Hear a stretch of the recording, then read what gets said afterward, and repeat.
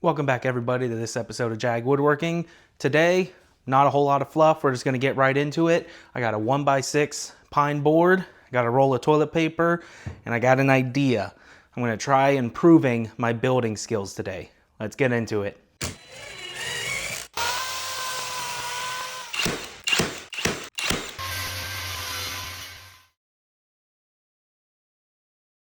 So what I want to try and build here, super simple, but I want to make a little toilet roll holder that has a little top shelf that you can put like a little thingy of wet wipes on it. So I'm just going to kind of go back and forth between here and the board, jot some ideas down, take some measurements, get a rough blueprint going, and then I'll be right back with you. So what I got here, super simple blueprint design. It's going to be 7.5 inches long in total. I'm going to try to cut a radius into the front of it so that way it kind of looks a little nicer.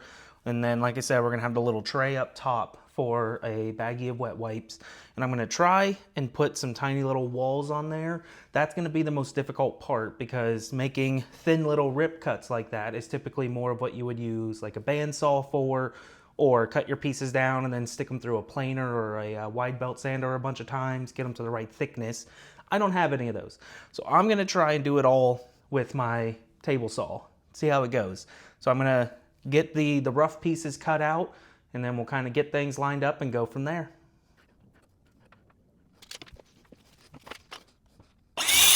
So I cut those down like you saw, and then I started looking at it and I thought that looked a little big. So I went inside, took some measurements in the bathroom, and I decided to take another 1.5 inches off of it. So they're only 6 inches long in total. And the reason for that is my original plan was to have the shelf sit even with the top. So it'd be like that, but that would mean the toilet roll would have to be a little bit more forward to fit underneath of there. But I think I'm just gonna have the shelf on top instead, so that way I can move the roll back and save that 1.5 inches overall from sticking out. So that's what I did. And then also keep in mind, this was on the underside, so I didn't see it when I cut the material. I didn't see any of it, and that's a pretty ugly looking knot. So this is now kind of a scrap piece. I might be able to get the shelf out of it here, but we'll see. But moving forward, keep track of that. You never know what you're gonna come into. Next step now, I need to figure out how wide these need to be. So I'm just gonna kind of set the roll in here, bring these up to it, give it a tiny bit of space, just enough for it to move. We'll go about there. That looks about good to me. So that is, it's about 5 3/4. Yeah. So we'll go with 5 3/4. So that piece will definitely be big enough for me to make the shelf out of. So I'm gonna go ahead, get all the lines drawn out on that, how I need to do it, and I'll get that cut out, and then we'll be back to putting the round over on the front of this. See you then.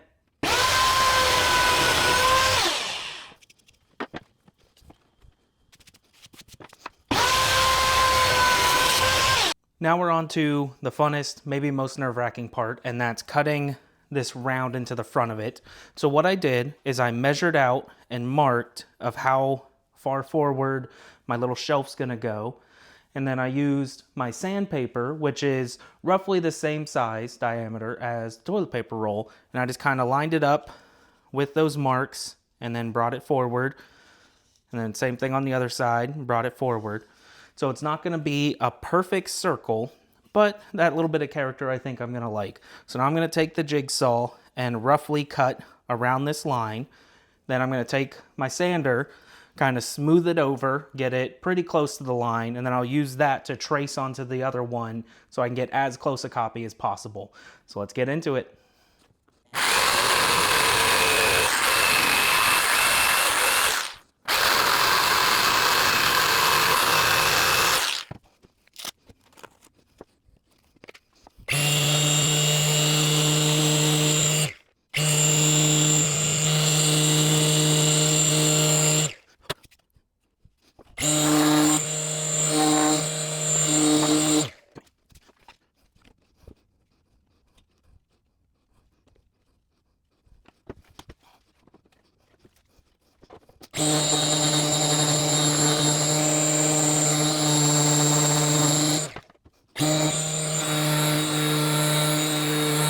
Now that everything's all sanded up for the radiuses, what we're going to do is get the holes drilled for the dowel rods before it becomes too difficult to do so. Now I went ahead and marked which of these is going to be the outside, which is going to be the inside, just so that way I have an orientation. Then I got a scrap piece of material here that I'm going to use to help prevent blowout on the back of it from drilling. We are going to be using a 3/4 inch dowel rod. Because of that, I'm going to be using a, you guessed it, 7/8 Forstner bit, just to give it a little extra room, so that way it's not too tight. It's easy to change whenever I need it to. Doesn't need to be a perfect fit. So I'm going to get measured out here. I'm going to come out to about the 4-inch mark, and all of that's based off of our shelf for how wide, so that way everything lines up. So I'm going to come out 4 inches, put a mark, and then I think I'm just going to line it up with about where I started the radius. And we're using 6-inch material, so I'm just going to go to the 3-inch mark right there, and that's where I'm going to drill the hole. So I'm going to put this on here, outside up, so that way if there is any blowout, it's on the inside of it, and it's not going to be as noticeable.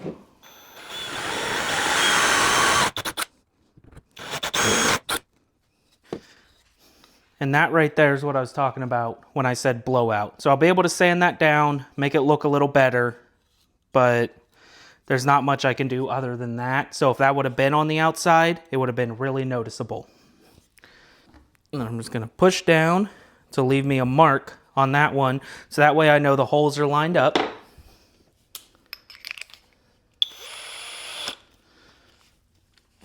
Put this back in there. This one, we do not need our backer piece because we're not going to drill all the way through.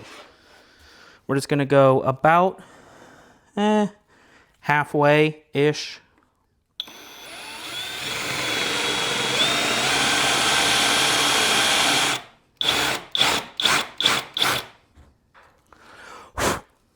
That's it. Just enough that when we push our dowel rod through, it has a bit to sit in, so it's got a little bit of a ledge, and that's it. So now I'm going to get everything measured out for how long I need to cut the dowel rod. I'm going to use the miter box for that, and I'll be right back with you.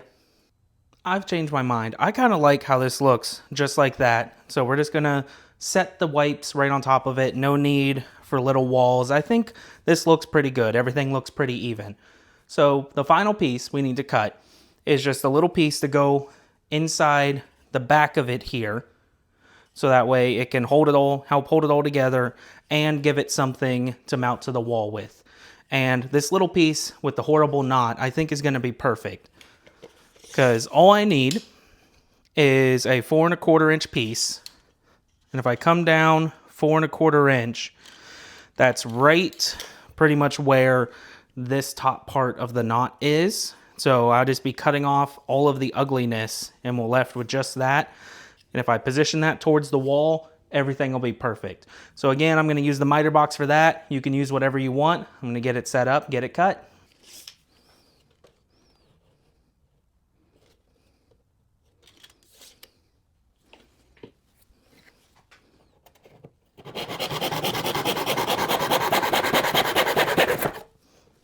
Last thing we're going to do before assembly here is I'm just going to take some 220 grit sandpaper and I'm going to do a nice light sanding on all surfaces, just kind of round over some edges that need round over, clean it up, make everything look pretty, get it all good to go, ready for stain.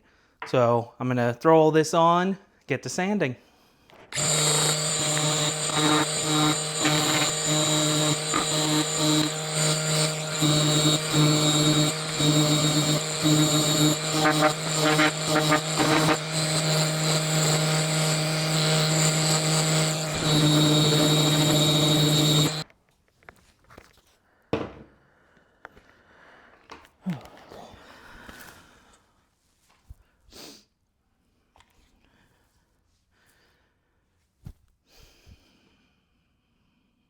Now, since this is going to be in a bathroom where it can be exposed to moisture, I'm going to be using Titebond 3. It's the only of the Titebonds that is waterproof, so that's why I'm using that.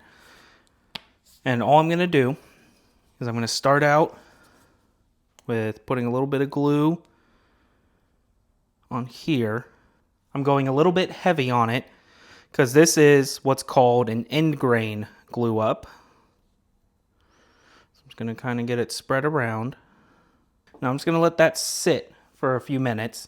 And the reason why we do this is because the end grain, think of it like a bunch of straws lined up. It's able to suck the glue down in. And so we go a little bit heavy, let it sit, and that should absorb some of the glue. So that way, after a few minutes, we're ready to glue up, and there's enough glue there to actually hold it together. So I'm gonna let this sit for 3-4 minutes until it starts to get tacky, and then I'll put a tiny bit more on here, and then I'll smash everything together. Okay, it's been a few minutes. Let's see how this is looking now. Looking pretty good. It didn't absorb as much as I thought it would. So what I'm going to do is just kind of scoop some up onto my spreader here. And put a little bit on here. Then take this, make sure we have it oriented the way we want it. And it's just going to line up right here in the corner. Just like so. There we go. Now I'm just going to let that sit there for a few minutes. Once the glue's set up a bit more, I'll be able to put a couple drill a couple holes in there. So that way I can put some, these are number 8 1.5" screws of what I'm going to be using. And for that, I will be using a 3/32 drill bit. So I got all that ready to go. Excuse me, got all that ready to go. So I'm just gonna let this set up a little bit, and then I will get the holes drilled and then get the other piece mounted and repeat the process until I get every piece in, and then we're on to staining. I was gonna bring y'all along for the full final, get everything put together, put all the screws in it type deal, but things just weren't lining up perfectly how I wanted them to. And being on a time crunch with all the glue involved, I figured I would just get it started. So I have the side pieces here mounted in, nothing on the back support piece here. So this way I can bring y'all along for it. So what I'm gonna do, take my 3/32 drill bit, kind of line it up with where I want it, make sure that it's about halfway.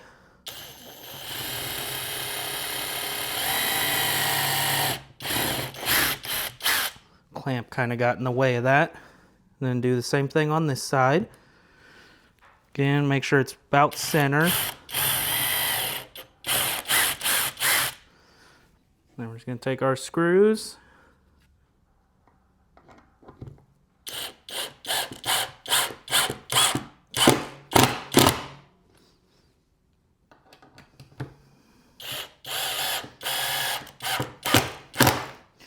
Now, if I had a countersink bit, that would be perfect, but I don't. So I'm just gonna lightly drive these in, make sure they're below the surface. If you go too far with it, you'll split the wood, so you gotta be careful. And I'm just gonna wipe away all the excess. And you can see here, I was off just a little bit with my measurements. So now I'm gonna let this sit for about an hour. Let the glue fully set up. It'll take longer than that to fully cure, but after the hour, it should be good enough for me to fiddle with it. And I'm gonna come through, do one last final round of sanding, get this edge cleaned up, get all of these edges matching up, make everything look pretty, and do a bit of hand sanding on the inside edges here. Like I said, I'm gonna stain it, but you can do whatever you want. You can paint it, you can leave it raw like this, whatever you wanna do. For the stain, again, I'm gonna be using this is Special Walnut from Minwax. It's the same thing I put on my Post-it note holder if you watch that video. I really like the way it looks, plus I tend to lean more towards darker finishes. So choose whichever one you want. It's all preference. Now we're just gonna lather it on. Try to go with the grain as much as possible.